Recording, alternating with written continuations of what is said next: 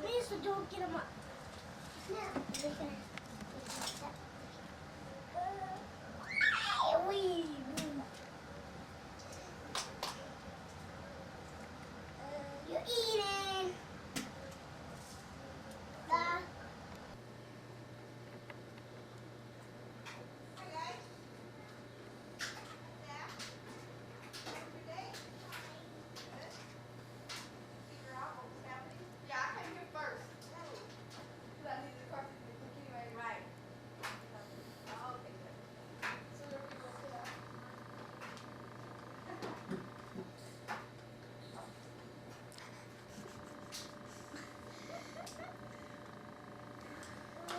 Say hi.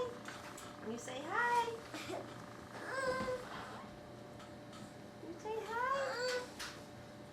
Everyone take your stations. You better get out of Yeah, here. I don't want strawberry all over me. Just get it. You're done. Okay. Hey, come here. Come on. Come on. Come to mama. I was there. Big boy. Oh, just a big boy. Here. Little turkey.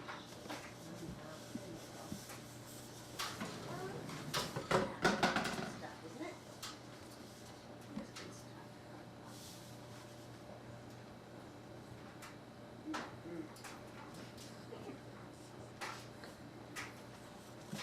What'd you do today, Zach? Where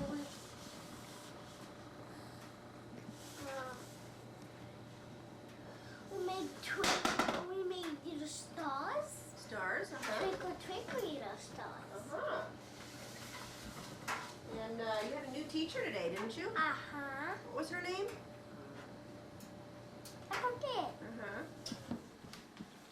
So what are you going to be doing this afternoon? Playing soccer.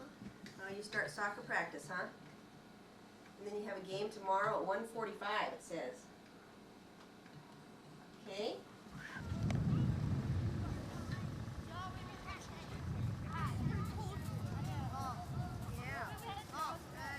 There are a million moms out here.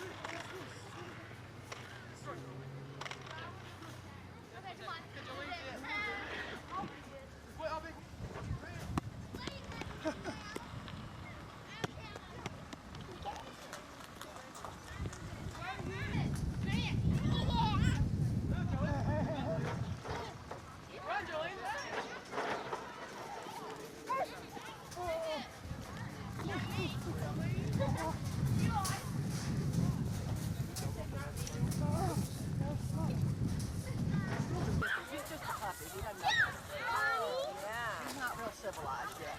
That's all. You want to touch it? You want to touch it? Or the puppy? This is the puppy.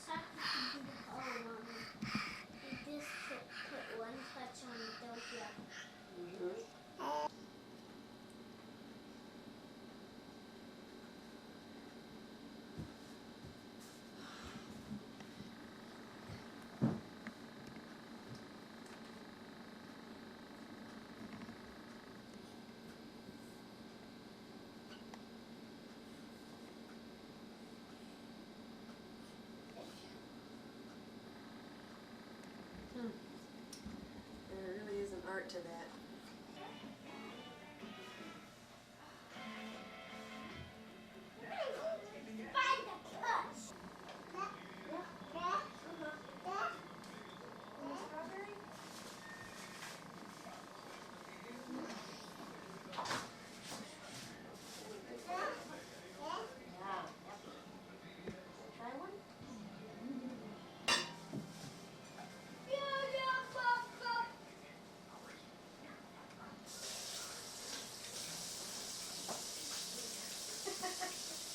He's eating an onion. You like it? Oh, not edible. Raw vegetable, not edible. Oh yeah. If you eat raw vegetable, you like it. Right.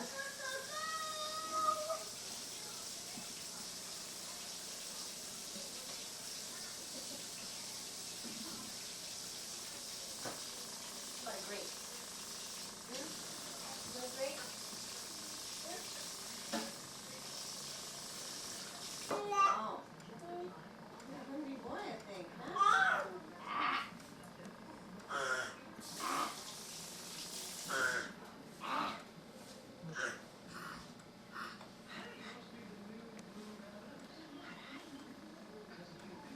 Ooh, that's a big mouthful.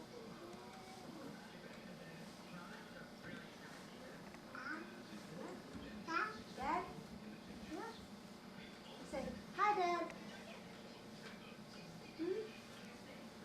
Pat Mama on the back? Pat Mama? Oh, thanks, sweetheart. You pat Dr. Pooh? You pat Dr. Pooh? You pat his back? Yeah, you pat his back. You pat his back. Is that? This size? Otherwise, they will cut you this. Oh, yeah, right. If you have any other things to do, Justin, Some, Justin, can you ask her?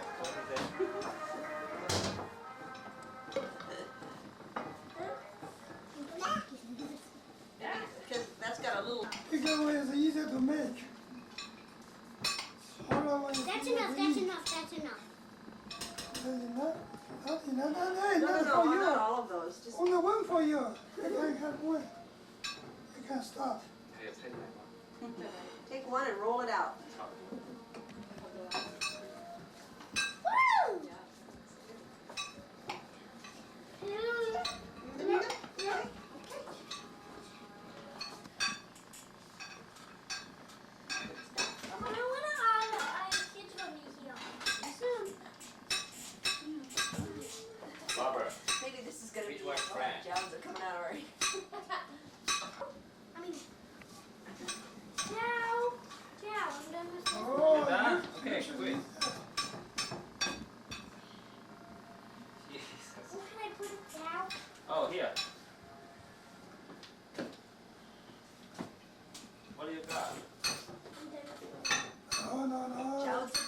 night. Not yet. So anyway, Rich and Regina have a story to tell about their trip home too. Pretty exciting. We learned that I don't scream. I don't really scream. We were going 70 in the tire. Oh, no, see, that's what I'm scared. I mean, That's a scary the wheel, the hub, it was just like on the road or on the disc. And we went for about close to half of a mile. There were no brakes. And I was just gonna sit there. We were holding hands and rocking it over. Yellow. And I was like, I think I was right. I didn't remember. I was like everything, and I was like, so I didn't. I was like scared. Okay. Okay, these are ready. Look, you're ready too? Okay, the dumplings are starting to be ready, so. Yeah, just go ahead and eat.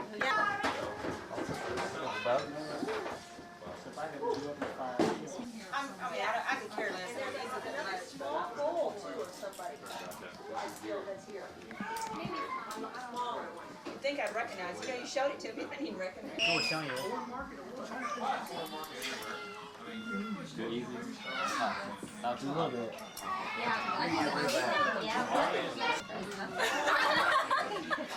Hey, we look at it like this. Yeah, we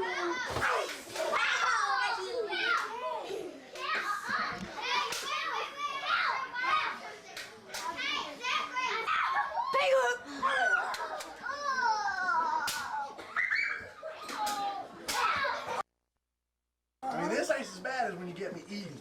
I'm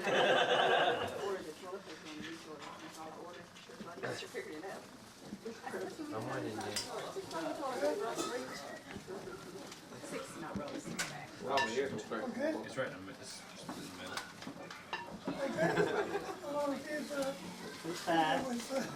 You're gonna have clips of this. More kids.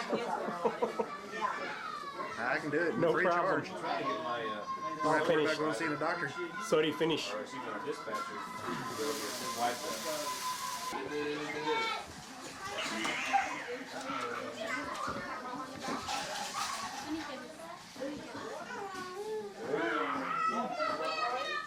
Jalapenos. Now available in liquid form. There's been a mild breakthrough in pepper sauce from the makers of Tabasco. There's a place not on any map, but once you're there, you know. A digital picture and sound.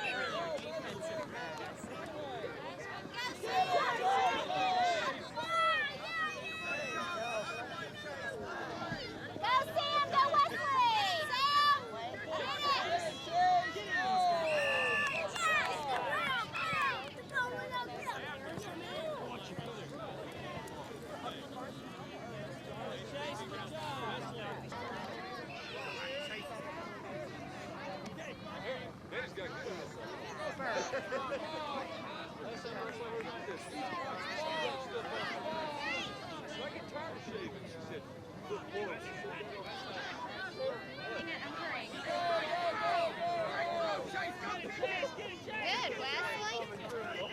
Hey, Zachary, what's up, big guy?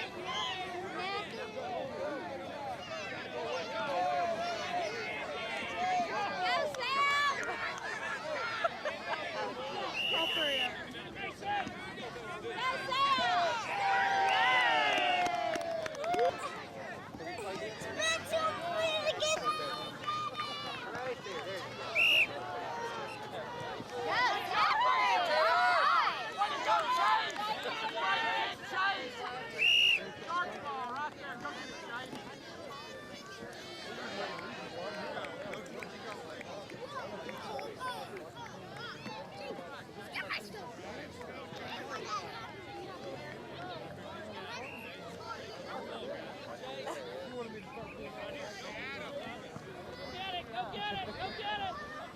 Spencer,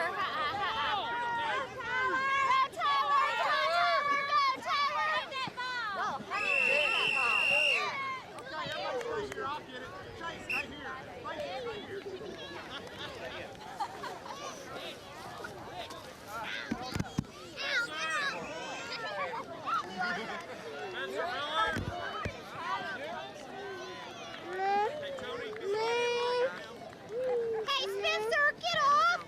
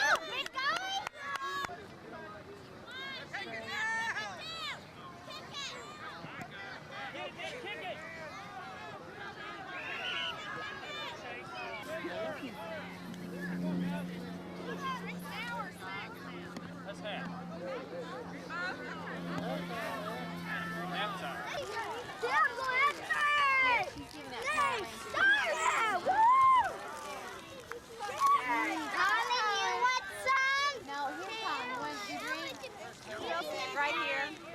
Hey, Apple Angel, what? You need one?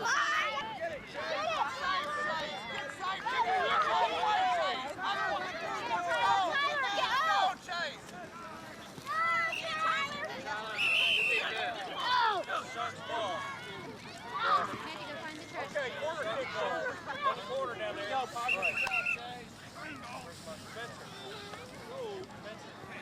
okay, Scott, you want to do a corner kick? Where's the candy? Let's let Scott do this for us. All right, Scott.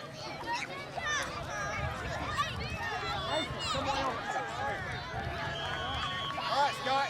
All right, help him. Kick it in. To your goal. Where's your goal start? Where's your Mason, kick the ball. Go get it.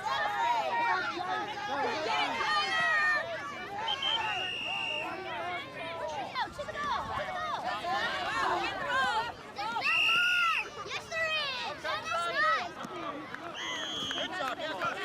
Go. Kick it.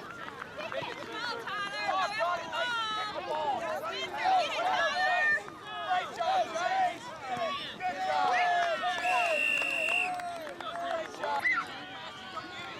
Yes, Scott! Yes! Get it nice and hard!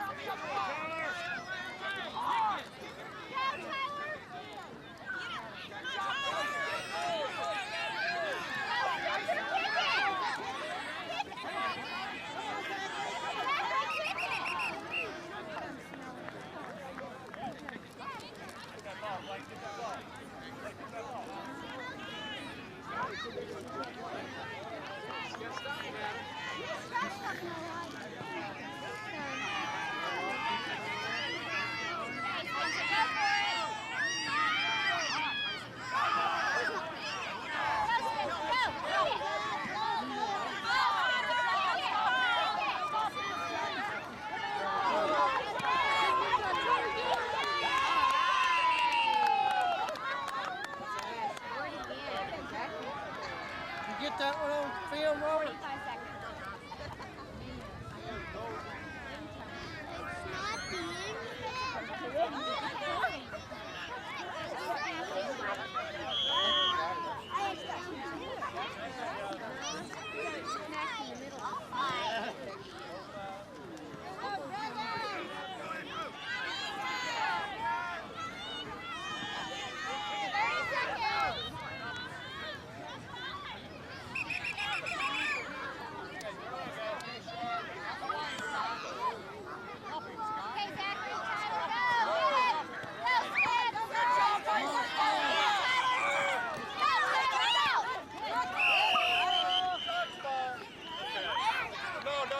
No, let that man get it.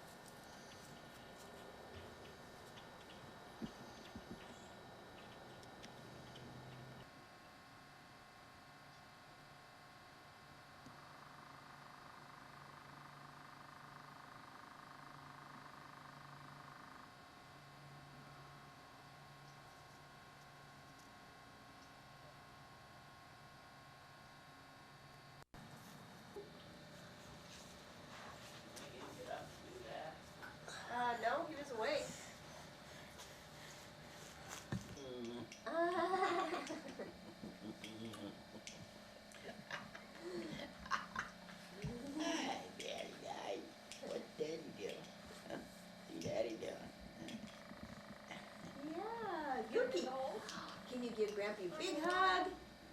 Huh? Say bye-bye. Give Mommy an Eskimo kiss. Mommy. You want to come up? Oh, good. Dad. So, Dad, nice to have you and Margie here with us. Haven't seen you in a while. Nice to be here. Yeah. Well, we've been having a really interesting discussion this morning about your ancestors and my ancestors and stuff. And I know we talked about some, but we'll kind of backtrack here a little bit, and just so that we can get it in the footage. But I guess a good place to start would just be to kind of backtrack and go back to as far as back as you know of your ancestors. Kind of start back. Well, most of what I know back before my grandparents is kind of made up in books, and we have them on just to go to, and it's been a lot of work put into it. It goes down, I think you're in them in the last books, certainly is one of my family, if not of your family. I don't know whether that's back that far or not. Yeah. How far back does it start? How far back do they go? I think 1872 Mm-hmm. was when this first book was now when the book was made, one of the first records we have of the family. And this was back in Norway. Okay. And so, who was living during those times? That in your relatives? Who would that have been? Well, I don't know whether I can tell you that. Would have been your great grandfather? Well, yeah, it probably hadn't been that far. I mean, yeah, So it would have been your grandparents' parents. yeah. But I know very little about them. Mm-hmm. We just, I guess a little was known about them. There's so many of them that never came over here. That a lot of people died in them days when they were just to live a little while and says they died, passed away. And whatever reason was, I don't really know. Yeah. So, where were all of these people from? Where do most of your ancestors come from? Well, this little island of Renaissance Island. Renaissance Island. Right. Off of which West coast of Norway. West coast. And I don't know how many miles it is out across there, but they tell me that they built a tunnel underneath the ocean for that, so you can drive over there now. And so, what were your ancestors doing there? What did they do? Well, part of them farmed, and I suppose the rest of them fished. That's mostly what they do in Norway. Yeah. So then, and still today, there are some of our relatives are still there. Oh yeah, yeah, yeah. And who would that be? Well, no, I can't tell you. Don't know where they. No, I can't tell you the names of them. I mean, but they would be back. You know, great grandparents and on back beyond that, I suppose. And so our name Hoverston was not originally that. Well, it was pronounced in Norwegian because Hovedstand. Hovedstand. And how did they spell that? How did we spell that? Hovedsten, I guess. Had a B in it. Well, it does now, but it didn't have the R, I guess. And so the old farm is still there. Yeah, they say was there when Chester and my brothers was over there. Neat. Neat. Is that something you'd like to go see? Oh, I don't know. I've never been all that hyped up about it. It'd be interesting, I guess, but. Yeah. So then, at some point, somebody came over here. Do you know who that was? Well, I know my granddad, my dad's dad, came over here, and his wife. And whether there was any of those older kids came over with them, or they were all all born here? I can't tell you that either. Uh-huh. So do you know how many siblings your grandparents, like your dad's dad had? And did they all come over too? Or do you know? Well, that I don't know for sure. Uh-huh. I know that Granddad Hoverstein was married, and his first wife died, and there were, what'd I say, 5 boys and 1 girl married, and the second married. Mm-hmm. And a lot of the first married changed their names. They came to this country and they didn't think it sounded too good. They wanted an American name, so they called themselves Johnson, picked out something like that. I don't think any of them ever became Smiths, but Johnsons and Olsons and stuff like that. Uh-huh. So because of that, it's been harder to keep. Yeah, you really don't know. If you talk to somebody named Johnson, he might be related to you. Right, huh? Uh-huh. I don't know. And so do you know how his first wife died? No, I Don't know that. I don't think I ever heard. Mm-hmm. And so who did he marry? Well, he married the hired girl. My grandma was the hired girl of Dad's granddad. Mm-hmm. I mean, Your my grandfather. grandfather's worked for them as a hired girl. At the time she died, I guess, and stayed on and took care of the kids and eventually married. Uh-huh. He started another family. Yeah, which was, and so my grandfather, Thomas Hoverstein, was the eldest of the second group of Yes, kids. right. Mm-hmm.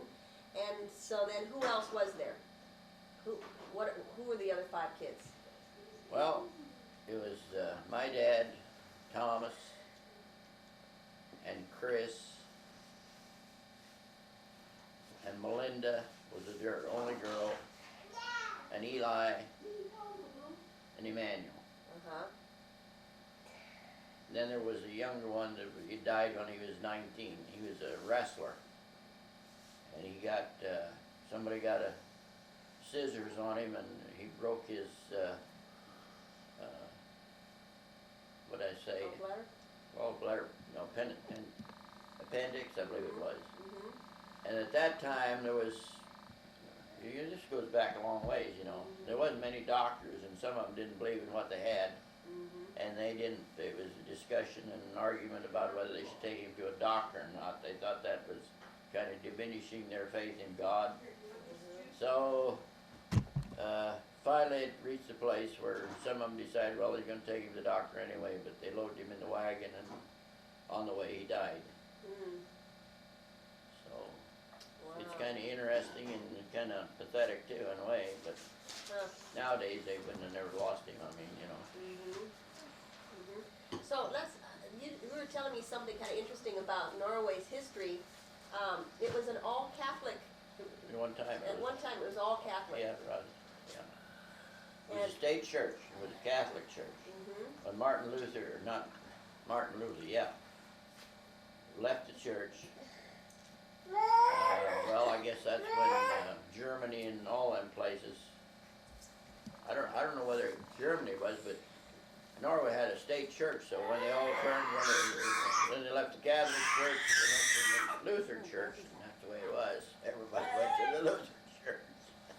Just overnight, kind of. Isn't that Well, why? I don't know exactly, it was overnight, but it was, Uh-huh. yeah. Yeah. Okay, well, this isn't working for the camera, honey.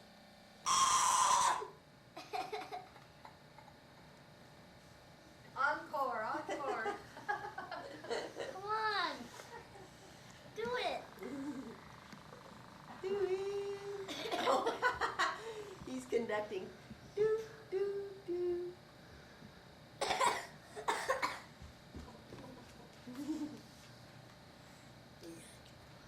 Okay. And so obviously, Grandpa died in what year? Now, you mean? Yeah. Yeah. He was born in 1872, Okay. and he died in 1983. Uh-huh. what? 83. 63. 63, yeah, right, 1963. 63. Yeah. Okay. passed on also. Yeah, they're all gone. Okay. But his grandfather, or his father, came over and settled where? In Illinois. Uh-huh. Down around Rochelle, it wasn't in town, it was in some land around there, I don't know whether it was north or south. We were there to a reunion one time and saw his grave. And I can remember when Dad and Uncle Chris went back there, and he never put a stone on when he was buried at the back years, in them years. So they went back and put a stone on it, and my brother Willard and I went, and our wives went out there and went to the graveyard, and we got to surprise the guy that used to be a pastor in Williams was the pastor there. Wow. Baptized all of Willard's kids. Huh. So you just ran into him. Yeah. And so he's buried in Rochelle? No, it's in Lynn County. Lynn, I believe it's Lynn County, and I think there's Lynn. I'm not sure whether that was the name of the church or not. But so would these facts be in the book where he was buried, or not? oh yeah, It yeah, would. I'm sure they would. Uh-huh. Yeah. Yeah. Okay.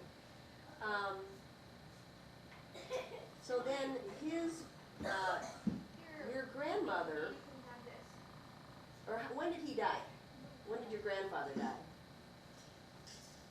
Well, no, that's another one you'd have to go to the book for because I don't really know that. But he was a pretty young man, right? In his, in his late 50s, I think. He's close. And how old was Grandpa, your dad, at the time? At that time, he was 13. So what do you know about what was going on then? Well, they lived on an old swampy farm out there in Illinois. Wasn't good for anything, Dad said. And I don't know, the neighbors might have helped, but he said he farmed and done the best he could with what they had, but it wasn't much good. They finally left there. And so they were on swampland, so things were probably pretty tough for Pretty them, tough. huh? When Grandpa died, they loaded him on a steel-wheeled wagon and with a box on it and a pine box and hauled him out there. He said he remembered it was cold and the box, the old wagon rattled and shook, and he really felt bad about it because they couldn't afford a casket and stuff. He said, I never forgot that. He said, I never wanted to be that poor. Wow, interesting. So how did he die? Well, I can't tell you that. Uh-huh. I can't tell you that. Well, he did have stomach cancer. Yeah, he did. Stomach That's what cancer. they said he died from.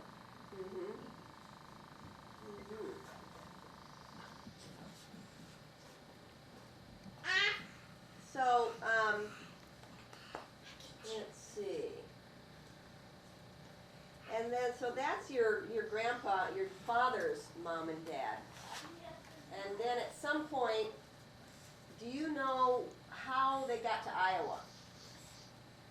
Well, no, not exactly. I suppose they come like everybody, probably in a wagon of some kind with a team of horses. That's about all they had then. And how? But why did they come? Why did they come to Iowa? Well, it seemed like if somebody came over here from Norway that they knew and they settled in a certain place, they always looked for them. So they have somebody be around somebody they knew. That's the way these settlements got started. Was they followed, wrote back and forth for a while, I suppose. And, I don't know the real fine details of it, but just. So, but eventually, your dad came to Iowa. So, but your grandmother, where's she buried? He's buried in the Rose Grove Lutheran Church up there. By home. Yeah. So she must have. Your dad was old enough to be on his own when he came to Iowa. Yeah. But she. I think he was about 19. Oh, I'm not sure. him and another man was about a bit older than he was, went to, took a trip out west and rode the rail cars. And he said they slept in the barn one night. He said he looked up, well, he went to the door first, and he said, knocked on the door and waited a little while, and somebody opened the door, and there sat the man with a gun across his knee, pointing right at the door. So they let him sleep. He said they went up and they slept on a bed. He said it just had the springs and one blanket or something laying on. He said they look up there and see the stars out through the top of the roof. Wow. Huh. Things is different then than they are now. So eventually he came back though and settled and got married. Yeah. Yeah. To who? Rachel. No, Anna Anderson. That was She was the daughter of Rachel. Benjamin and Rachel was their daughter, and he married her. And so She was you're 21 and he was 25 when they got married. And so then your other set of grandparents were Benjamin and Rachel Anderson. That's my grandmother's parents. Yeah. And where did they come from? Well, they came from Norway, but I don't have it. It might be in the book, but I don't recall ever seeing anything about her. What her branch was. I know what Grandpa's name was. Now, did you ever know any of your grandparents? Just Dad's mother that's buried up here in Rose Grove Church. Oh, so you knew her. Yeah. Do you I remember could never her? talk to her because she didn't talk nothing but Norwegian and I couldn't understand it. Oh. She tried, but...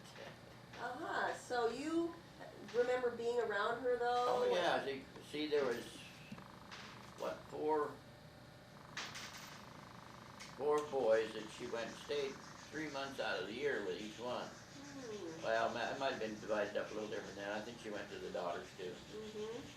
And, but they kept her, that's the way they kept her. They didn't have nursing homes then. Right. So she would They stay took with care you of for her. a few months Oh, at a yeah, time. Yeah. What do you remember about her? Oh, she liked to ride the car. Oh, she just loved to go with a ride. When the car went, she wanted to go too. Dad'd take her out a ride, on Sunday or something, just give her a ride. So what kind of car did he have then? Well, he had no Model T. Model T. Yeah. Wow. Yeah. But she didn't speak any English. No, not really. So did Grandma and Grandpa, did they speak Norwegian? Oh yeah. They did? Yeah. See, they talk Norwegian now. Edna and the older kids all talk Norwegian. That's what they learned first. Okay. But when the First World War came along, they said if you're an American, speak American.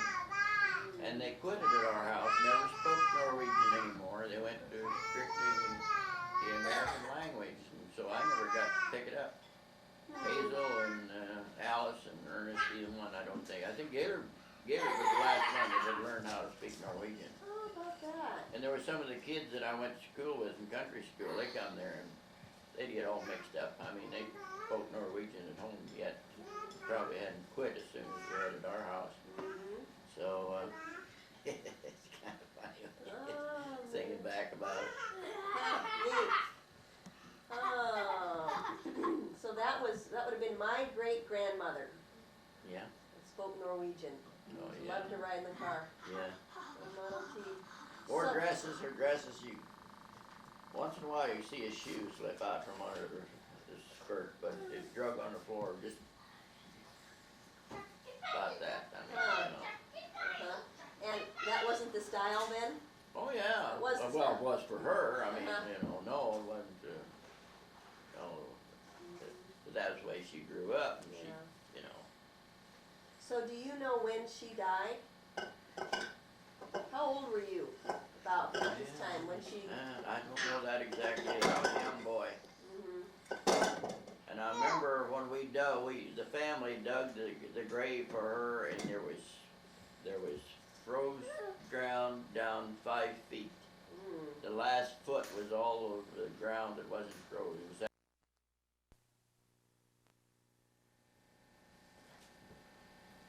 So, just to finish up that thought on digging the burial site for Grandma.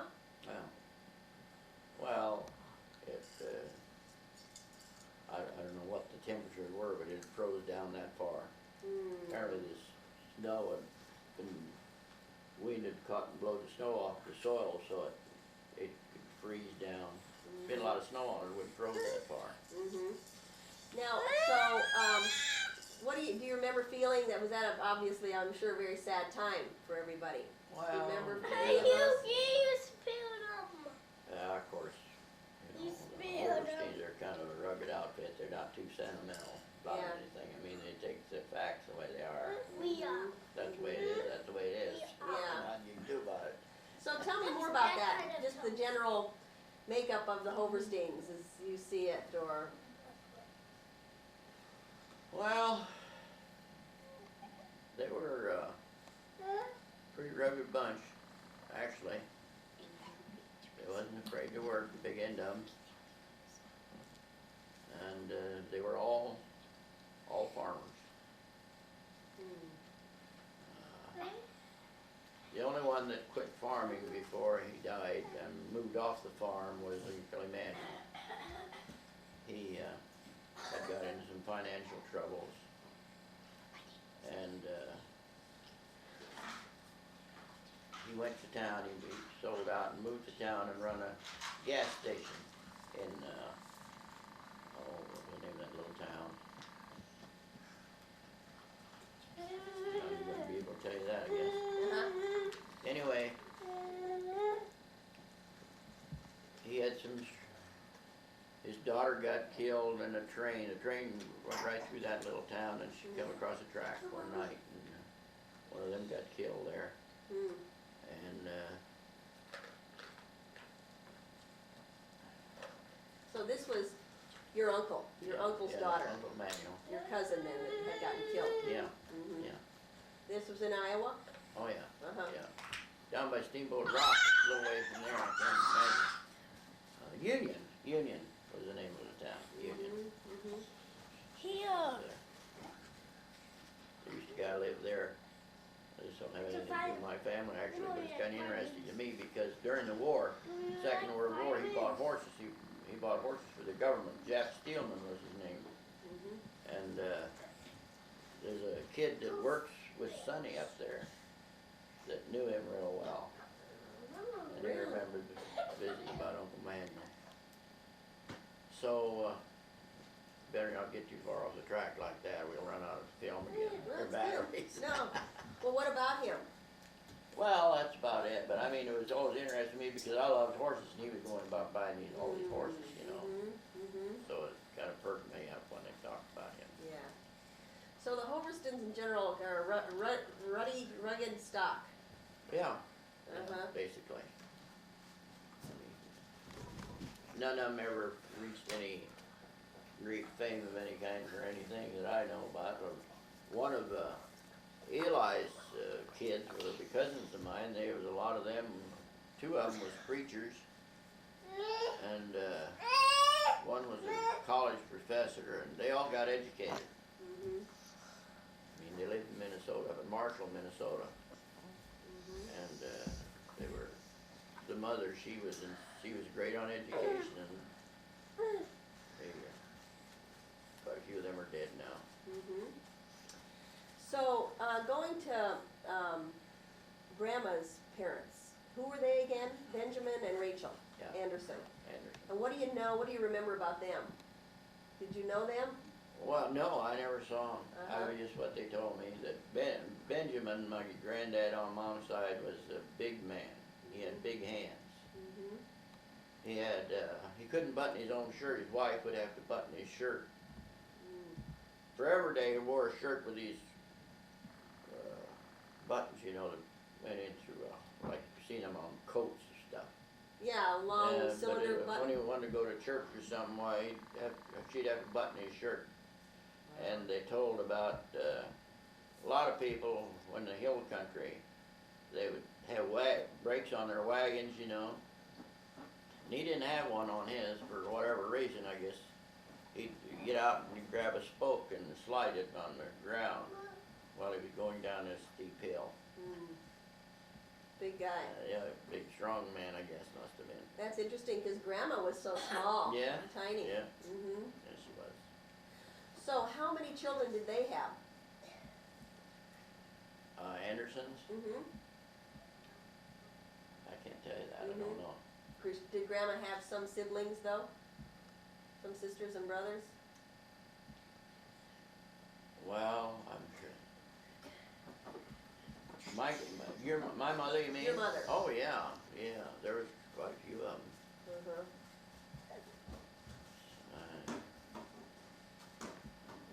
I should have studied on this a while before I got it. Right.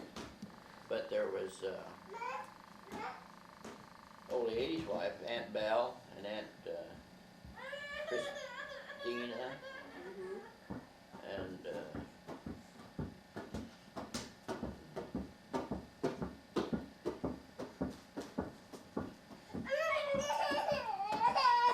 my memory is just not all that great, I mean. So on she my had a few sisters and brothers. Yeah. Several of them. Yeah. So that's pretty much your grandparents then. And you really only knew one of them, which was your Grandma Hoberston. Right. Yeah. Yeah. And she would stay with you sometimes. You being the youngest, you know, of your family out of 9 kids, you were pretty young when she was still around, I guess. You mentioned your grandmother. Oh, yeah, Mhm. yeah, just, I don't know, I suppose 6, 7 years old. Yeah, kind of like about where Zach is now. Yeah. Maybe. Mhm. Yeah. So,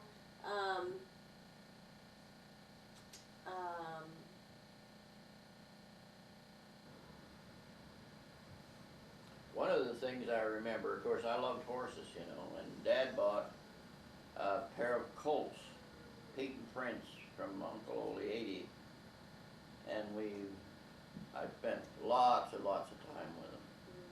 And Ernest, my brother older than me,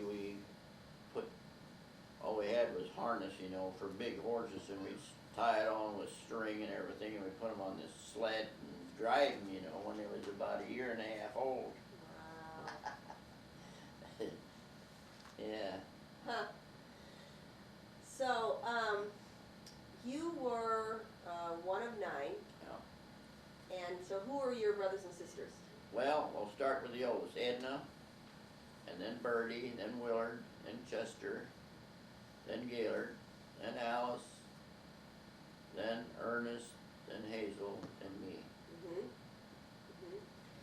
And did you have 1 or 2 siblings that you felt closest to or had? Well, yeah. My oldest brother, Willard, was kind of second dad to me, I guess. He paid attention to me. And besides that, his oldest kids were about 7, 8 years younger than I was, so we kind of were kids together, Yeah. you know. Well, Ruth, Edna's oldest girl, was 6 or 7 years younger than me. Hmm. So, yeah, I don't know. It's really hard to get into other than name them off, and Edna married Tom Everman, of course, and Bertie married Steve Inks, and Willard married Mildred Wilson, and Chester married Bernice Reingart, and Alice married George Matthias, Gaylord married Dorothy, and I don't know whether I'm gonna get that or not. Ernest married Ruth Esther Etter, and Hazel married Jesse Westwick, and I married your mother. Right. So that hangs that all together, and I mean, we had a lot of reunions. We got a picture, you know, it was yay long. There's over 400 people there, Wow. you know. So your parents, what did they do? Tell me about what they did, and They were strictly farmers, that's all he ever done, he read. Farmed, and, he bought a farm that was, you know, back in them years, everybody wanted to live close to a creek where there was water and wood. mhm, And this was mostly hilly country. And Dad decided he wanted this, 160 was for sale as flat, and they made fun of him. They said, what are you gonna do, raise frogs? mm. That's the same farm they sold for about $2,800 here just this fall. 2,800 an acre? Yeah, Uh-huh. Oh, so he was kind of a, well, I don't know whether he knew, but it probably wasn't any other stuff for sale, you know, that he bought something. I think he gave $125 an acre for that back at that time. mm-hmm. And how many acres did he buy? 160 on that 160. farm, And yeah. was that a large farm during those days? Well, it was, well, it was large, yeah, right, there was a lot of, people lived on 80 acres and made living farming back in, and in some even 40. And, we had one person there had 80 acres, and he said he went back to Norway every year, lived on 80 acres. Mhm. So Grandpa had 160 acres. Yeah, But didn't he then, over time, have more than that? Or oh a few yeah, different farms? yeah. He acquired the one that he got from Uncle Manuel. When Uncle Manuel quit, he bought that.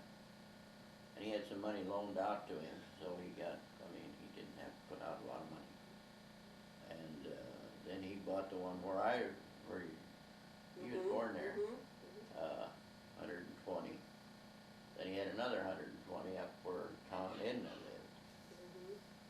So he had, you know, A lot of land. well, wasn't a lot of land now in this day and age, but of course, a lot of the land, they farm a couple thousand acres, a lot of it is rented. I mean, some are rent for cash, some of them rent for this and that, but yeah, he was the second largest landowner in Union County at that time, but, or Union. Talking about my county where I live now, I'm talking about Hamilton County, Hardin County. Hardin County, second. Yeah. So, what kind of a guy was he? What kind of a guy was your dad? Well, he was, he had a mind of his own, I'll tell you that. I mean, he didn't, he went his way. Mom had nothing to say. Of course, Mom was hard of hearing, and she had no say in anything, I mean, really. So, in today's standard, we call him a male chauvinist pig. Well, probably about like that, yeah. And, none of his kids ever got to drive his cars. None. You get your own, you drive it. You ain't drive mine. Wow. Good farmer, great farmer. He could raise corn. Of course, he had a good farm, real good soil. What was it about him that made him a good farmer? I mean, did he just kind of have a common sense knack about it, or? Yeah, he didn't get it out of books. He didn't. No. Interesting. So was he a big man? No, he wasn't. Well, no, he was a heavy man. He weighed, he was a 5'9" and weighed 210 pounds year round. He never varied. Yeah. He'd get real mean if somebody crossed him. I'll never forget, I probably shouldn't even say this, but it used to be when they first started testing cattle for tuberculosis, you know, and this was a federal government deal. And of course he didn't believe they could do it. He said they stuck them in the tail, he said, and made a lump come on there, and then they took your good cows. That was his idea. So he run them off in the place one day, and the next time we were sitting at the dinner table, I can still see that to this day. I could see that barn. And they drove in again, and they had a neighbor, Severin Langland was his name, big man. And Dad looked out the window and he saw it wasn't. I saw his face get red, and out the door he went. Shoved that guy up against the barn. He told him, he said, just because he says you think that you're big and so, he said, and you're going to help these guys take my cows, you can have something else. But the next time they came back, they had a warrant. Dang, he had to give in, but he didn't want to. that's kind of a temperament he was, you know. He didn't want nothing to do with. He didn't want to run anybody else's business. He didn't want nobody. He never went in the farm programs that we've had down through the years. No, There was no. telling him how to run his farm. Was there any indemnity paid for these cattle that were taken away? Well, a little bit. I don't remember what it was, but it did seem like they took big fat cows, and maybe that's why they had it. I don't know. I don't remember that. Dad had a short-horn cattle, great cattle, and we had a neighbor. Well, he wasn't a neighbor. He lived 4 or 5 miles away, and he always had big signs up. He had short-horn cattle, you know, for sale, purebred stuff. Dad always bought purebred bulls. I can remember one time he went and bought one. Looking to the future a little bit, he got a chance to buy a good bull calf, hauled him home in the back seat of the Model T. Brought him home, just a little calf. And he kept him until he, you know, was ready to use. Kept the ones he had. That was the way he done things. I mean, he was always looking how to save $1 somewhere. He was pretty close, pretty close with his money. He always said, "You guys have made your first $1 like I made mine." He said, "You take better care of it." So how was that in his mind? How did he make his first $1? What was he thinking of? Well, I really don't know. He had, well, I suppose he was thinking about like things, they used to shell corn with horse shellers, you know. They had a thing, they'd pull a corn sheller up there, and he had a half interest in this thing. And they'd have to pound stakes in the wintertime in frozen ground to hold it so the horses could go around on this deal. And they shell corn for half cent a bushel. And it didn't take him long to get out of that again. That's pretty tough going, you know. I suppose he had some things like that in mind when he said that, which was true. So what other kind of crops? Was it all corn at that time? No, corn and beef and oats. And oats. Corn and oats and hay, pasture. And then cattle. Yeah. For the cattle, yeah. Yeah, and he had real good. Now, what I started to say about this other guy had these cattle. Dad would sell his bulls out first, and then they have to go to the other guy. Dad had a lot better cattle for, not maybe in bloodlines, but confirmation and stuff like you like to have, you know. Good gaining cattle. So what kind of equipment did your dad have for farming? Well, we had the equipment like everybody had for the day. I mean, he bought. What was that? Well, you had to have a binder, you know, to put your oats up in bundles and shock them by hand, of course, in them days. And of course, we had what they call a thrashing ring. There'd be a dozen farmers go together, and everybody furnished a hay rack, and some people would haul oats, you know. And this is the way they got the harvest, oats harvested. Corn was picked by hand, strictly by hand. Is that right? Yeah, 1 year at a time. Wow. And who did that? well, we did. The family. I think Gaylord was still picking corn at home, and Ernest and I, and Dad picked. So you'd walk the rows? Yeah, just go down the row. Yeah. I got just, well, we started picking early. We had corn cribs that would dry good. And we was out picking. Dad and I was picking inside, and he was picking outside, and I'd get a little knock on the head every now and then. But anyway, the flies were bad that day, really a warm day. And the horses got to stomping and a kicking, and of course me, I was a real horseman, you know, and I thought, put a stop to that and throw an ear of corn at one of them. Well, they started down the road, and usually they'd stop, I'd yell at them, you know, but this time they didn't for some reason or another.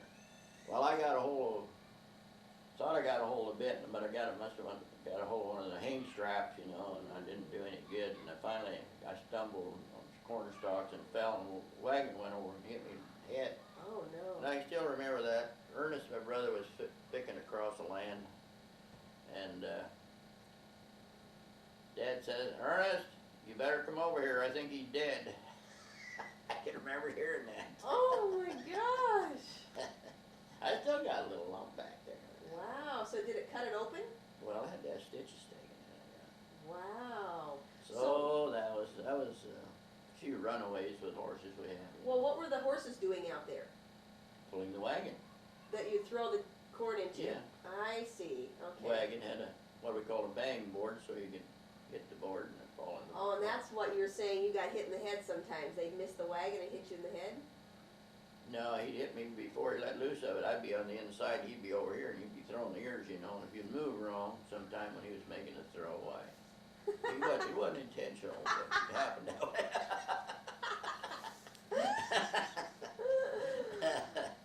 So you picked the corn by hand? Yes. Wow. We done a lot better than most. We had an inside elevator. Dad had built a big corn crib, and we had one of them elevators that went up with buckets on it, you know. Yeah. We could get in there and shut the door. And pretty modern, according to him. In a lot of ways, he was, when it comes to farming and farming machinery, Ahead of his times a little bit. well, I don't know, well, ahead of some, yeah. Hmm. So you put the corn up in this little elevator. Was it electric? No. No, How'd run it- by horsepower. Horsepower. Just like I was talking about the corn sheller, same Uh-huh. deal. Had a long rod that, it had the elevator would set here, and up here there was a hoist with a cable on it you could hook around the front wheels. Hmm. And then there was another rod went on out to this horsepower, and it all worked together. The horse would go round and round, and there was a clutch on this hoist, and you could raise the front end of the wagon up so it'd run out, see, back into the Wow. How many horses did you use to walk around? two on Uh-huh. the horsepower, yeah. How many horses did you have Oh, on the we farm? always had 6. Uh-huh. Yeah. So you put the corn up into the crib Yeah. for storage. Oh, yeah. And then what would you use it for? Or what would you do with your corn? Oh, fed it to hogs and cattle and horses. Mm-hmm. Wouldn't sell any. Oh, yeah. Yeah. Would. Yeah. In later years, when he got to these other farms, why we shell it all at once. Everybody'd get together and Hand shell it? no. Corn sheller man that he done corn shelling commercially. I mean, Uh-huh. and yeah. Huh. And so you had hay, Oh, yeah. and how'd you bale it? Well, we didn't bale, we put it up loose. We had some alfalfa on it. Alfalfa grew so tall there that you'd mow it down and we didn't have side rakes like they call them now. We had dump rakes. It's just a big thing that'd go along and pile it up sort of in a windrow, and then you could double it. But we had to start what we call it cocking. It was so ranked that we'd have to pile it in piles as high as that, just about as, it'd start out as high as that fireplace, and then of course when it's dried out it would settle down before you could put it in the barn, or it'd probably burn up. I mean, you know. Yeah, and then we had the slings that you never did see that? Putting No. up hay like that? Uh-uh. Had a big out of the big barn, well, like Wisconsin's got them, sure, they put up hay by slings and stuff. That used to, I mean, when you can remember that, can you? Yeah. Well, I remember the sling, but with the bales? Well, I'm going back now at home when we were kids. Yeah. When I got to farming, we had baled hay, you know. Yeah. Did back this, then all we had was, I don't know whether there was such a thing as a baler then. I Uh-huh. doubt it. Mhm. But the sling that you're talking about is that rope that got it up to the, Yeah, it Came went through out? pulleys. Yeah. Through pulleys, yeah. okay, I remember that. Yeah. But how would you get loose hay up? Well, you put the sling down and throw the hay in by hand with a pitchfork, and somebody in there leveling it out until you got a sling full, and then you'd put another sling on, you'd put it And in the morning, you drive upside the barn, hook it up. It had a little hook on it that you could pull a rope, trip rope we call it. Yeah. Unlock, loose the hook, and then just dump it in a hay mow, and then you can pull it back out. Uh-huh. Yeah. So there wasn't any twine in those days to, Not in the haying business, no. uh-huh. Was in, with cutting oats, binder had twine in it, tied the bundles, yeah. Mhm. Uh-huh. So no tractors? No, Dad never owned a tractor. Mhm. No, he said they packed the ground. Corn couldn't grow. Huh, interesting. Did other people have tractors though? Well, so yeah, they started coming in about time I started farming, but, I started farming with horses. Oh. They gave me one team, Mhm. and they loaned me some money to buy another team, Mhm. and, he wouldn't let me to help start me farming if I wanted a tractor. See, it was his way. Yeah. Interesting. Well, it was his farm, so Yeah. I guess I'd take it or leave it. Well, he done what he thought was best. That was his thinking, that was the way to go and do it. Yeah. Mhm. Remember, we asked him one time, just before we had electricity, your mother asked him if we could get electricity. He thought a little bit, and he said, anything that eats on you when you're sleeping is not a good thing to have.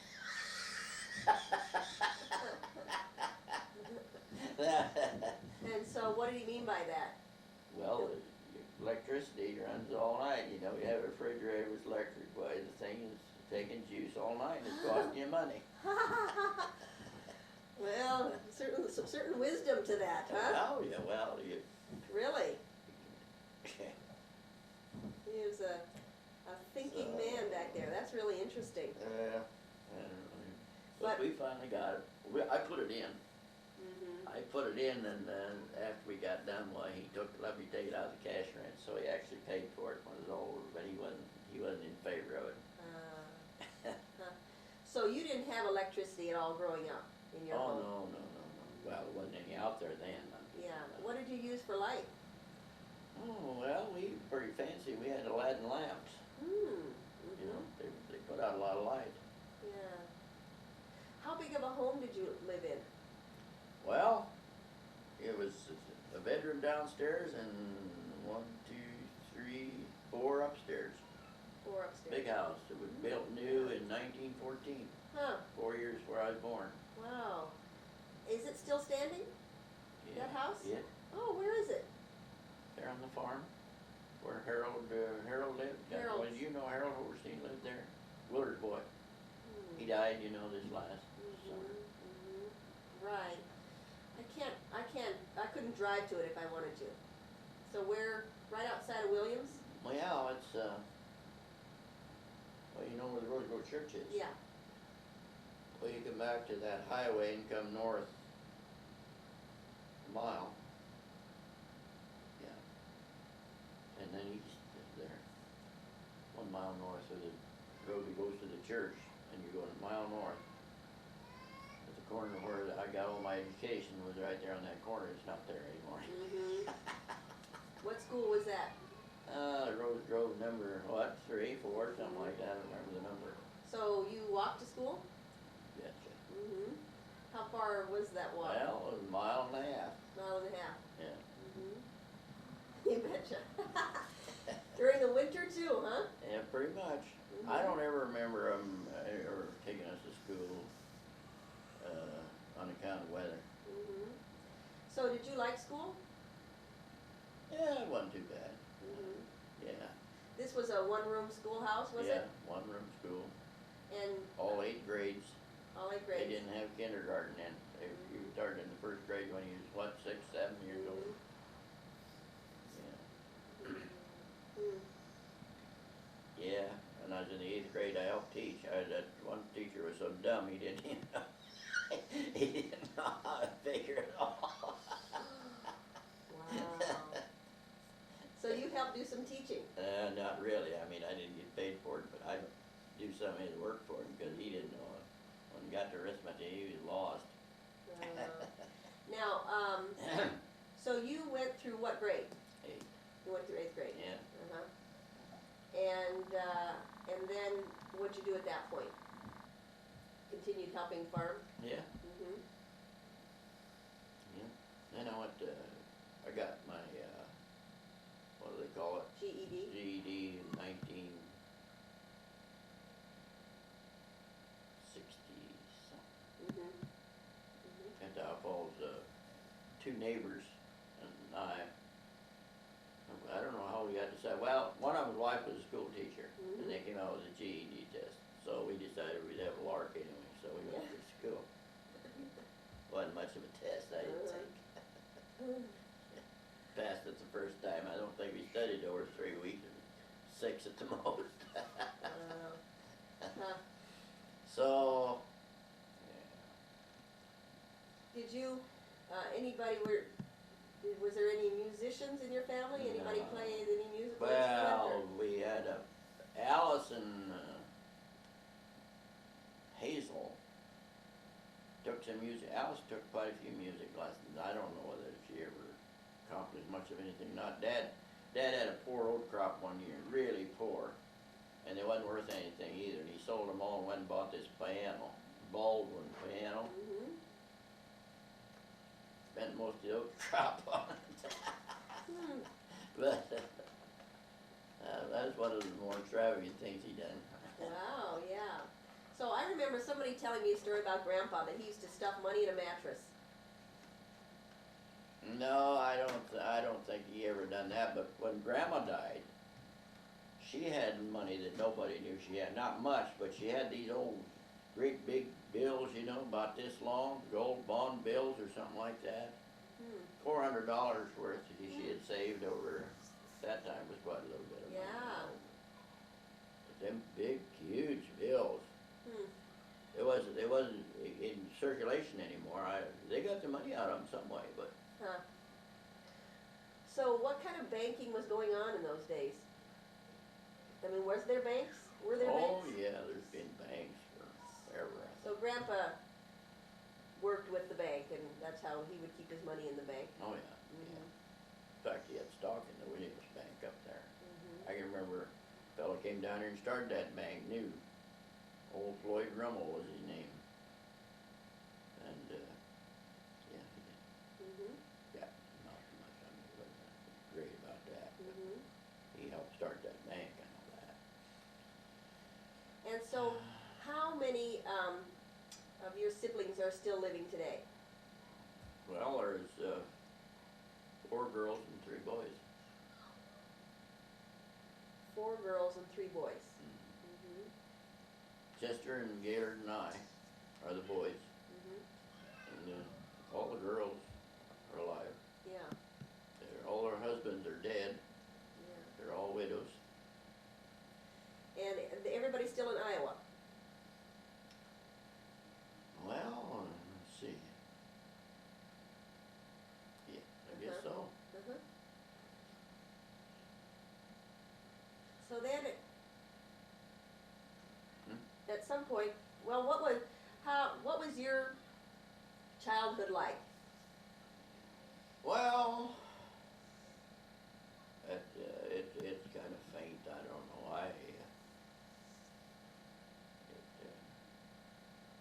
It's hard to remember really back then. That's a long time ago, you know. Yeah.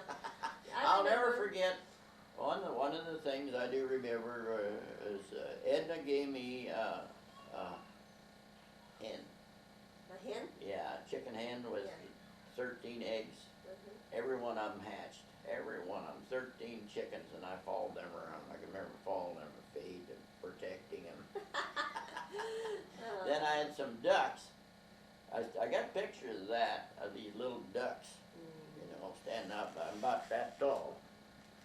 And I got these ducks in my hand. And somebody took a picture of them. I don't remember who it was. Oh, you have that picture at your house? I think so. Oh, I'd love to see that. I think somebody else had them and gave them to me here not too long ago.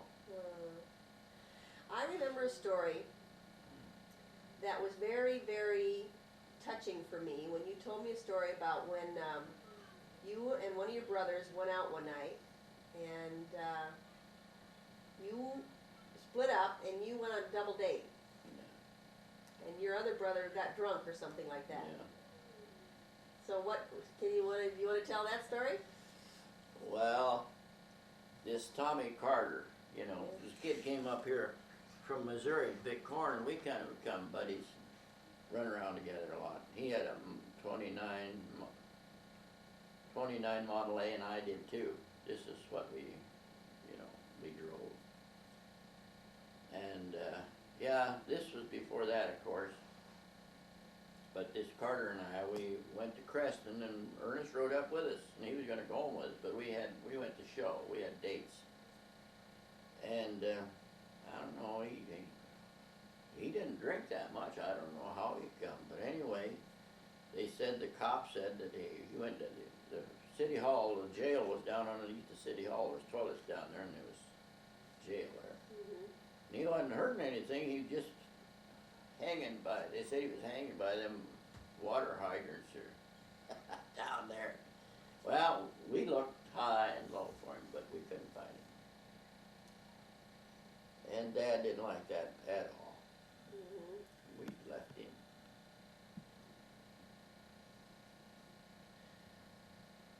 Did you ever hear that I got kicked out of the house at one time? Yeah, that's what I'm talking about. That's what you all told right, me. Yeah. Okay, yeah, Dad, you got.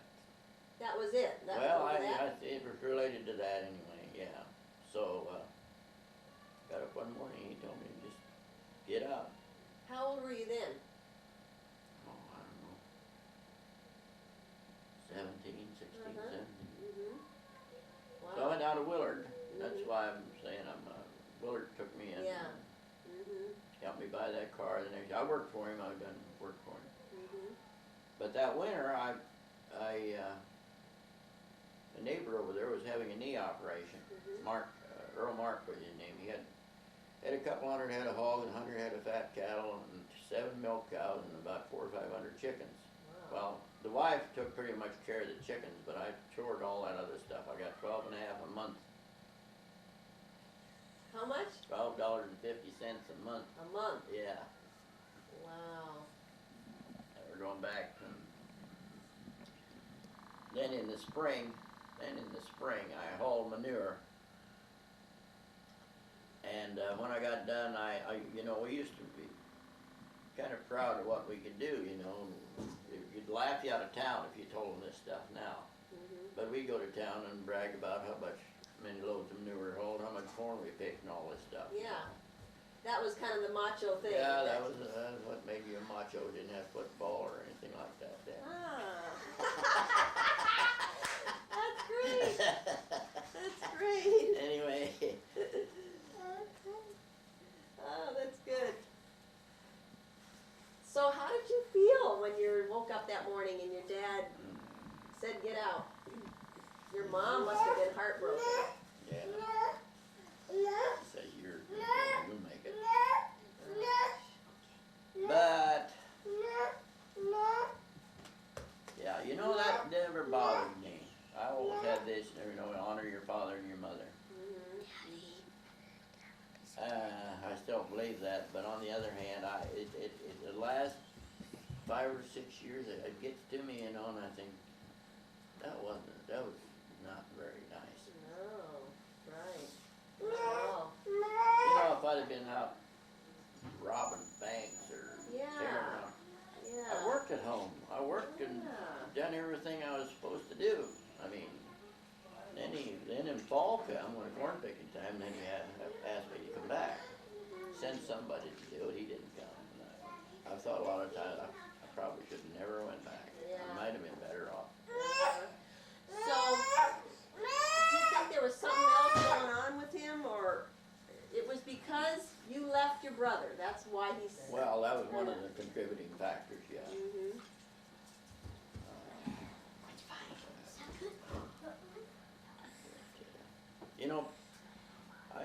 I guess everybody has favorites, and I wasn't one of them. Yeah. I wasn't one of them. I looked like Uncle Ed and he hated his guts. Wow. I think just stuff like that. I think now going back when Gaylord used to boy, he'd get drunk every Saturday night, and he wouldn't come home. Dad'd go looking for him. Huh. See, I mean, I don't know. I never did figure it out. Still to this day can't quite figure it out.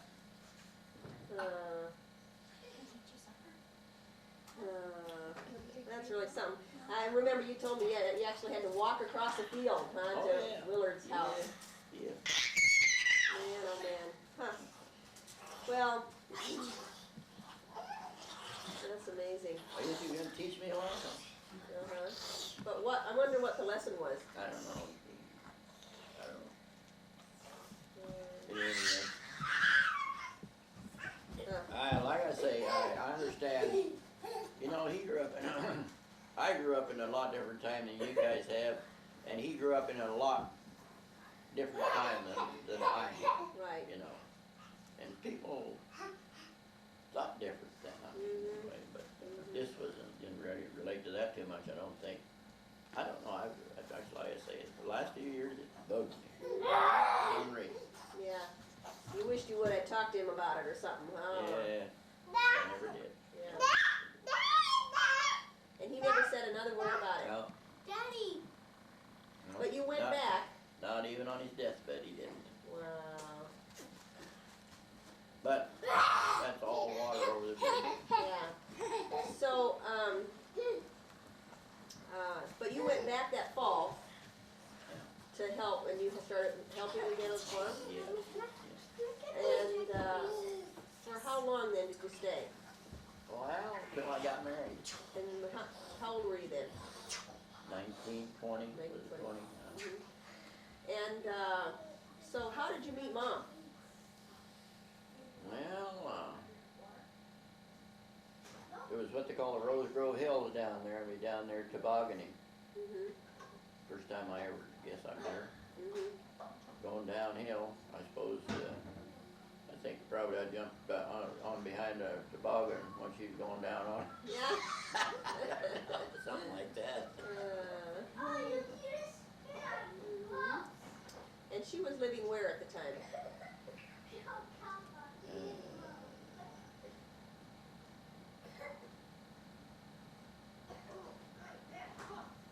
Well, I think she was. I think they lived north of Webster City.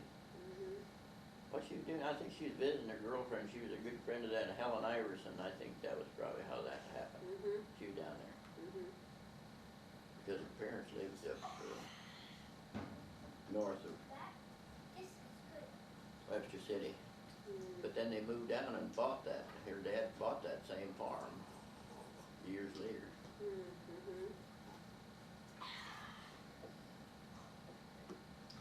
Well, I'm about yeah, especially with something like this, I mean, where you can play it back. And it's those little stories of attitudes, like Robert said, and you know, the kind of animals or tools you had, and that will be so interesting for them because it's so different. And we used to have gypsies come to our place. Oh yeah. You got it on? Okay. Well, they used to travel the country, and they always had a few extra horses along, you know, trading, trying to trade. They'd get some old beetle that wasn't any good, and they'd try and pawn him off on you. But after they'd come and gone, I used to have nightmares about it, you know, that they was chasing me. I did, and then I had a couple other things. I used to have this is weird, but I mean, I don't really know why I'm telling this, but it keeps coming back to me. You know, I used to go down the road in the car, come to a big old hill, and the old hill would go back down like that. In your dream? Bull, yeah, in a dream. Huh. Bulls chasing me. I'd run up in the hay mow, and I'd have to stay there. And that old bull would stay down there snorting around, you know. Wake up sweating. I wonder if other kids that kind of stuff. Yeah. So what were the gypsies doing? Well, What did they do? just wandering around the country trying to, they stole anything if they could get their hands on it, you didn't watch them. I mean, they had trinkets they try and sell. You know, they made a little stuff along the road. And they just begging food or whatever they could get. So these were just dropouts of mainstream society, or where did they come from? No, they were kind of, I don't know what they was. I think they were the race of people. They were dark-skinned people. I don't know what it was, I don't know, did you ever read anything about gypsies? Yeah, Hungarians and Romanians. And, Yeah, they were dark-skinned, Yeah. I know that. they're still there in those countries. Are they really? Oh, they're dark. They must have given up. I haven't seen one of them for a long time. Well, I remember gypsies would come to our farm when I was a kid, and they'd have this truckload of furniture. I bought some of them. Yeah. That stuff made out of Wood. Yeah, that's right. Yeah. Yeah, that's. They were progressive gypsies. They Yeah. were become more Yeah. businesslike. What's going on? What's going on? Okay, let's get a bottle. Let's get a bottle. Okay.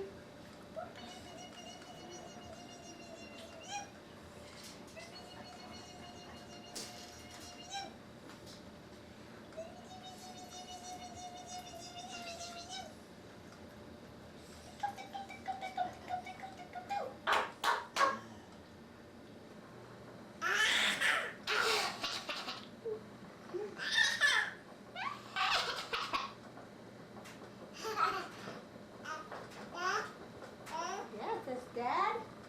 Oh. Dad? Yeah.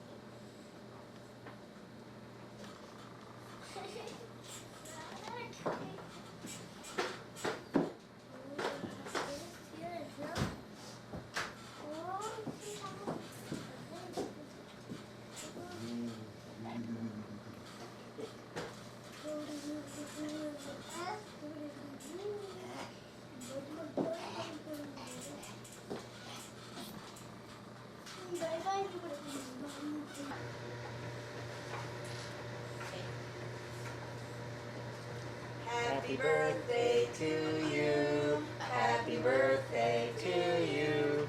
Happy birthday, dear Margie. Happy birthday to you.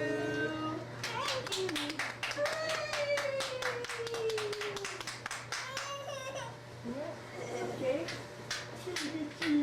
Got it, when we realized you're leaving early, we had to kind of jump on this.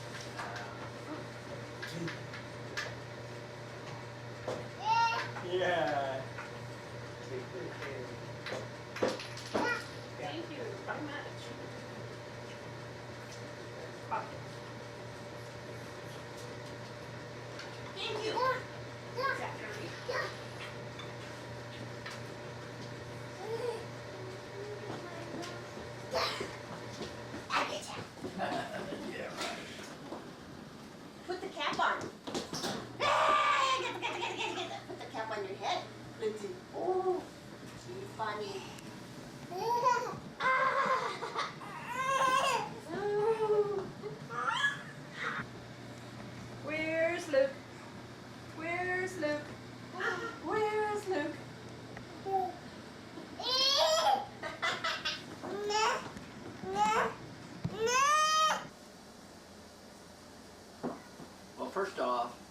we done some of this morning, and before we quit here, if we don't get done with it, I wanted you to introduce you to my wife of 17 years, my slave, I guess I should call her.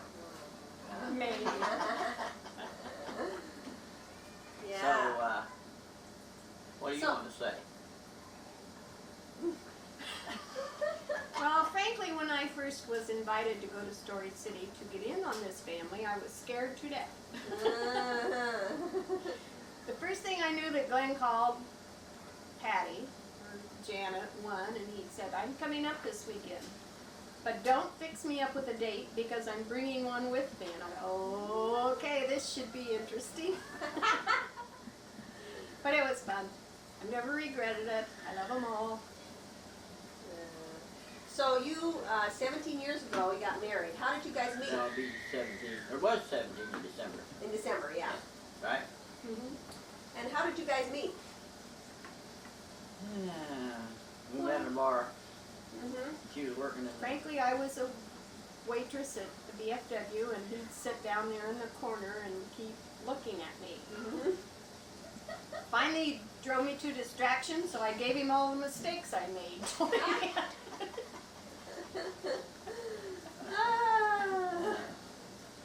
Uh-huh. Yeah. Our first real date was to a dance, Mm-hmm. and out for supper. So was it love at first sight? No, we just grew into it. Speak for yourself. I mean, I think we more or less went together for a while. Mm-hmm. Talked about things we had in common. Yeah. Let her tell her story too. Mm-hmm. Well, I guess when I really thought he thought a lot of me was when my father passed away. And he drove clear to Corning to the Butte down to my family to meet my family, and I'd only known him for about a month. I thought he must really be serious. Mm-hmm. Yeah. So, where are you from? That area? Your whole life? Right. I live around Corning, which was about 40 miles from where I met him. Mm-hmm. Didn't get out of the county too much. Mm-hmm. Moved to Creston in 1963 with my family. And so this is a merged marriage, obviously. So how many kids do you have? I have 3. Mm-hmm. And 1 boy, 2 girls. We're all married, have 7 grandchildren. They all live relatively close, within 150 miles. Yes. And who's your favorite stepchild? Boy, are you putting me on the spot? No one else will see this video. No. How about the stepchildren's spouses? Okay. I don't have a favorite, they're all favorite. Oh, good answer. Good answer. Got myself out of that, didn't I? So, your background is what again? Your ancestors? My father was Dutch. My mother was Your daughter was Dutch, she said. my father. I said father. Did you? Yeah. Okay. My mother's mother said they were just plain Yankees, but they lived in England. Their ancestors come from England to begin with. Mm-hmm. Mm-hmm. And so, what are some interesting characteristics about Dad that maybe some of us don't even know? Ooh, I'm not sure I want this on tape.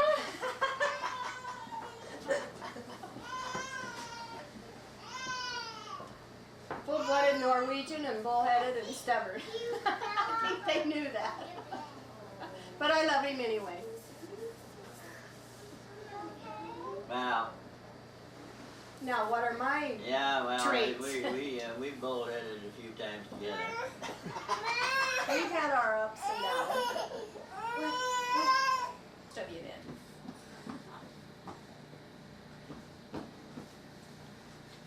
So, so your answer is now. Where are your kids living now? My son lives in Manson, Iowa, which is about 20 miles west of Fort Dodge. What does he do? He's vice president of the bank in Manson. He has 3 children. The oldest is in college in Fort Dodge. The daughter is a junior. And the youngest son is in 8th grade. All busy with sports. His wife is a reflexologist. She has her own shop. Mommy, And they're always busy. Mama, you can take your English book off your Michelle, my oldest daughter, lives in Lincoln, Nebraska, and she has 2 children. A son 21 and a daughter that's 16. Remember? My youngest daughter lives in Orient, Iowa, and works for the famous Benomatic coffee pot factory. Has 2 children, one daughter in college and one son that's soon to be 16. And a husband. And that's about it. So what are some fun things you guys like to do together? Oh, we used to dance a lot. We don't do that too much. Old age creeping in, too set in our ways. We gotta go to bed. Get our beauty sleep. We like to go take rides. Sunday Just- afternoon ride. Fishing. We like to fish together. Yeah, so you're living where now? In Arispe. Does anybody know how to spell Arispe? Which is a little town of 103 people, and we have a 3-acre plot, and most everything is just out there in the open. We can even step outside the door in our jammies if we want to. And so, tell us a little bit about what you guys are doing now. Work. I work for an independent agent, insurance agent, and secretary, and handle about everything in there, jack of all trades and master of none. Oh, I tore down the barn. The old barn I tore down this spring. You did? Last spring. Oh. Yeah. And I built me a shed. Oh, where do the animals go? In the shed now that I got one. I didn't have any. I didn't have any last summer at all. Didn't have anything around because I didn't want them rooting around where I was trying to work. Yeah. Getting in and out. You built the shed in the same place that the barn was? Well, no, a little bit to the north of it. Yeah. Oh. It's just an open-end shed, but it's kind of proud of it, doing it. So Yeah. So designed it. I mean. that's great. I can add on to it too. I may do that. I got enough stuff to do it, I guess. Oh, good for you. Why? But I might do it anyway. Yeah. Because you still lack a stall for the one vehicle. So what else is going on in your life these days? Oh, I guess not a whole lot of anything. But you have animals. Yeah. What do you have now? I have 4 calves. That's all. Oh, now we have 1 dog. Oh yeah, well. They make no money. They make a lot of money. And so, what do you do with the cows? When do you buy them and what do you do with them? I bought them a sale barn down in the store sitting there. Not here. And I just put them out on pasture and feed them a little. They go along, let them grow, see what happens. I don't know, well, butcher them or what I do with them yet. I don't know. I just bought them to have around there. The darn cheap you can't hardly. I wanted to buy more, but I don't know. Corn is so high price. Corn is up 3.65, 75. Can't feed that to 60-cent cattle and make any money. Yeah, one thing about it, I can't lose much. I can't make much. And not the problem. I just like to have them around. Gives me something to do. Well, I was talking about stories. One of the best hunting expedition I ever had was I went down when we lived at the place where Joanne was born. I went down. There's a bridge down there, and it was in the fall of the year. And it was kind of a chilly day, And them young roosters, they had never been shot at apparently, and they were down in this ditch. And I came up there, I just got this new gun, automatic, and it was 5 shot. And it was 5 roosters got up, and just right, just so I could get an aim on them, and I knocked all 5 of them down. It was kind of a slaughterhouse. I mean, they didn't get away very far, but they were pretty. Wow. Kind of a shame to kill that many all at one time. But So did you get a picture of them? no, never even bothered to take a picture. I shot so many pheasants in, I wasn't that impressed. Well, I was with that particular thing, but I mean, we got pheasants all the time. Mm-hmm. Yeah, I'll never forget when Sonny got his first little 410, went down east there when he was 12 years old and shot a pheasant down there in the road ditch, and boy, he come traveling back up the house just hard as he could come. Then one time, I'd been hunting, and that was one thing that I never left shells in the gun. Yeah. But this time I apparently did, because we sat at the breakfast table one morning, and Sonny was, this was before he ever started hunting, was fooling around with my gun, standing back there in the corner, and it went off, and went up in the kitchen up in there, and we said, "Where's Richard?" And Mommy? I couldn't, I wondered if he was up in there, but he wasn't. But it went up in there, and there was this ceiling, that stuff that's made out of, just blew all over up there. My God, if somebody had been up there, it would have been just too bad. That was when I just always unloaded guns, but I don't know what was going on then. My mind must have been carried off some way. Anyway, that's what happened. Kind of a scary deal.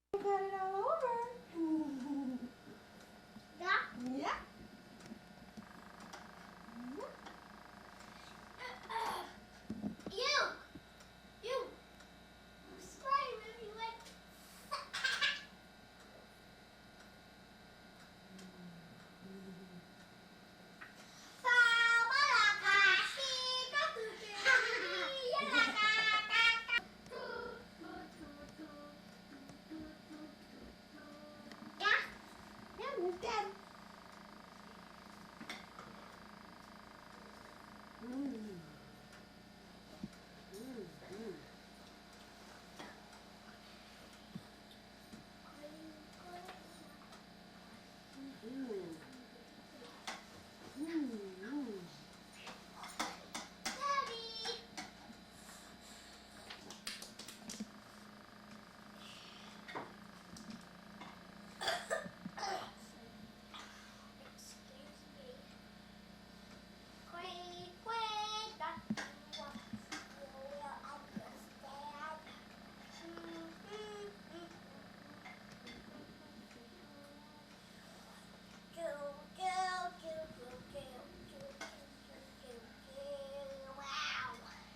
Get it in your spoon.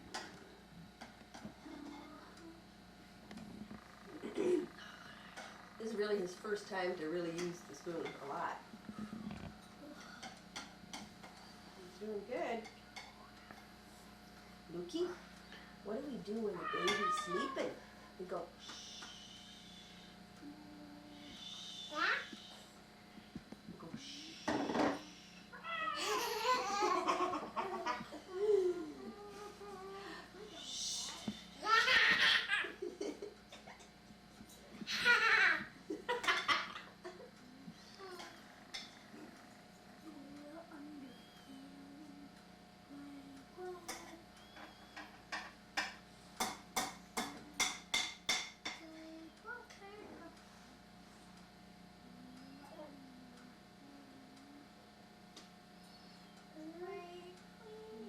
Thank you.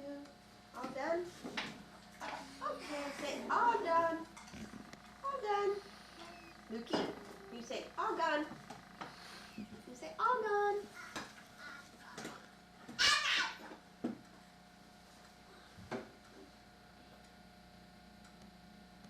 Dad, come on. Come on.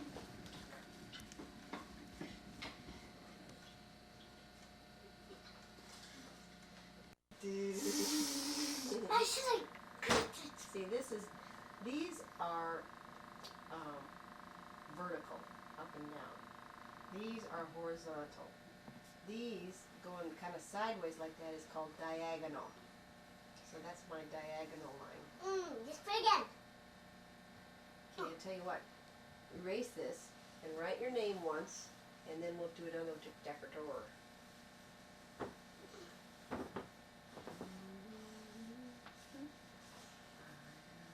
That eraser works good, doesn't it? Would you like this board hung up on your wall? Yeah.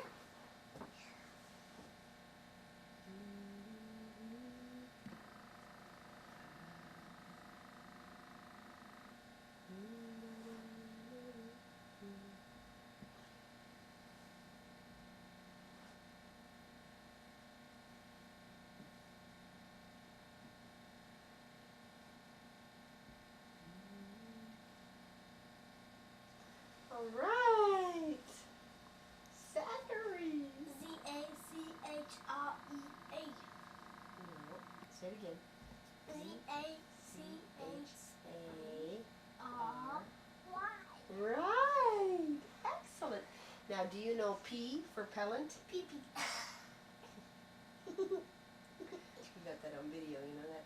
Oh my. Oh. Okay, right. Do you know the letter P for pellant? P for pee. What is a P? This a P. No, you don't have a P in that part. Here, let me write one. You can copy me. P. E.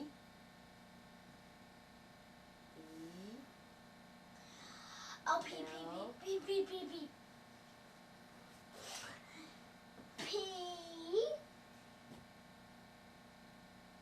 Mm-hmm. What's a P?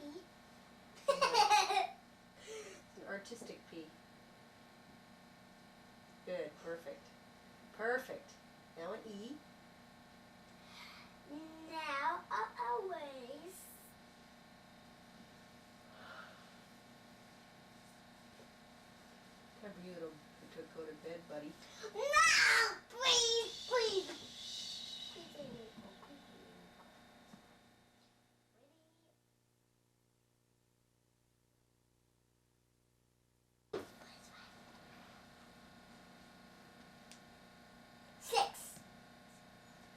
3.5 plus 5?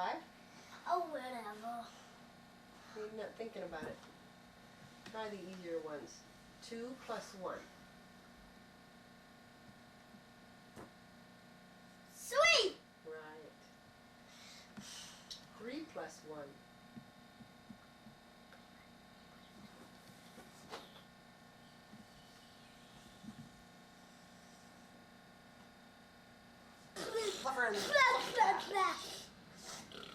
Lucy, what does he do when the baby sleeps? Oh, yeah, I forgot. Walk a baby in the treetop. When the wind babies, it baby. Oh, get a baby. He's saying bye. Belly button. Belly button. Come on, baby. In the Where's treetop. Lukey's belly button? In the tree. Where's Lukey's belly button? Come on, give me that ball. Give me that ball. Give me that ball. Give me that ball.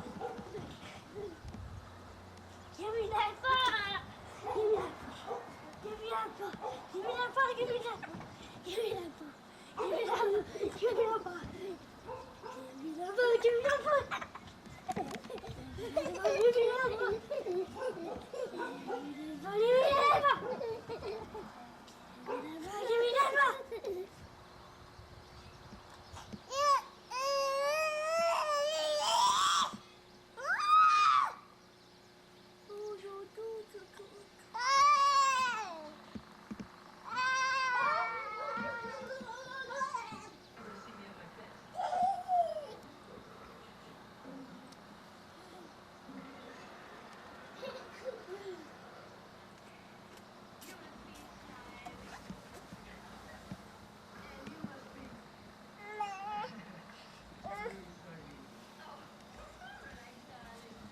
Mom!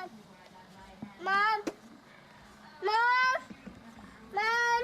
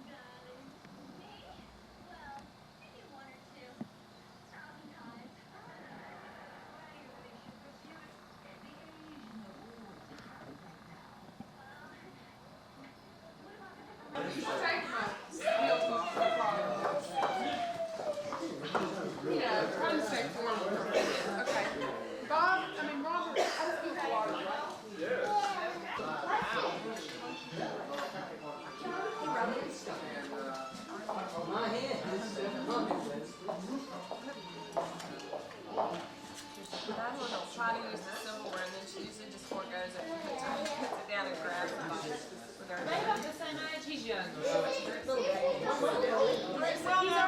Tea, milk. You're gonna love this. Will you just try this? Anything that's kind of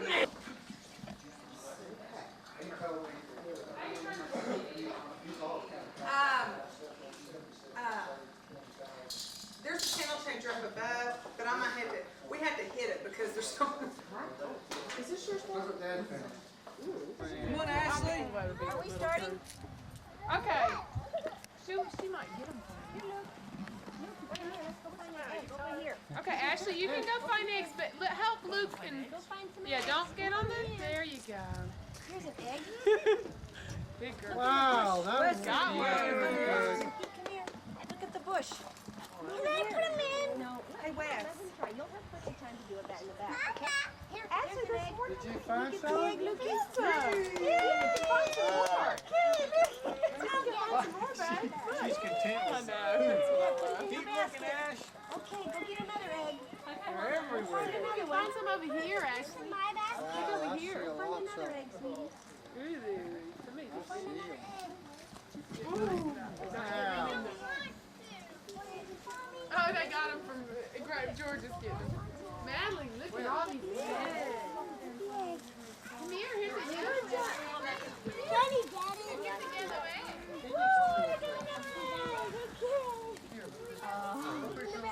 You gotta see. George. Okay. Okay, Lukey. Let's get another egg. Get another egg. Oops. Let me see if I can get her attention. Georgia. Georgia. It matches your outfit. Get that one. Georgia. Don't tape them. Just put them in there. Georgia. Don't tape them. Georgia. Here you go, Lukey. Woo! Look, what'd you find? What'd you find, Liz?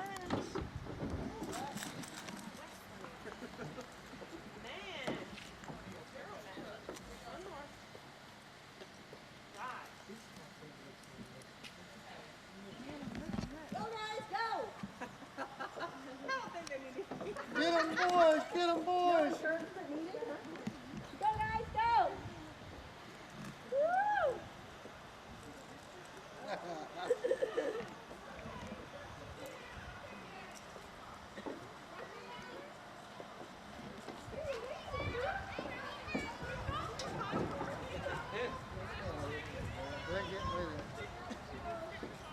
Can y'all find any? Those little ones? Yeah. Zachary just took full. Zach, your basket's almost full. You're gonna have to offload. All the way up. It's too high when I go up. When I burn it, cut it too low. Exactly, because it was just old. When work sold it, I bought a snapper and the paper for $200. And I spent $100 on it.